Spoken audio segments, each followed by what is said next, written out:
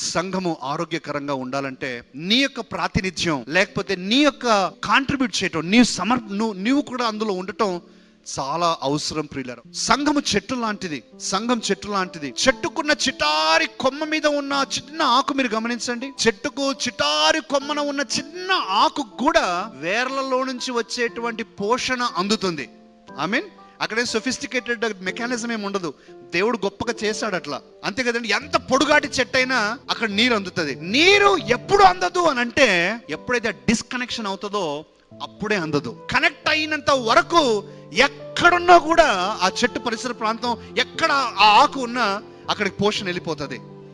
సంఘం మీద ఉన్న ఆశీర్వాదము మన అందరికీ వస్తుంది ప్రియులారా. యేసుక్రీస్తు ద్వారా మనకు వచ్చే, నువ్వు చిట్ట చివరి చిన్న ఆకు అయినా కూడా నీ దగ్గరకు వస్తుంది. ఎప్పుడు రాదు అని అంటే నువ్వు కనెక్ట్ అవ్వకపోతేనే. మనలో కొంతమంది అలా కూడా ఉంటారు ప్రియులారా. పర్మనెంట్ విజిటర్స్ గా ఉంటాం మనం. కొంతమంది శాశ్వత వీక్షకులు అని చెప్తాం కొన్నిసార్లు.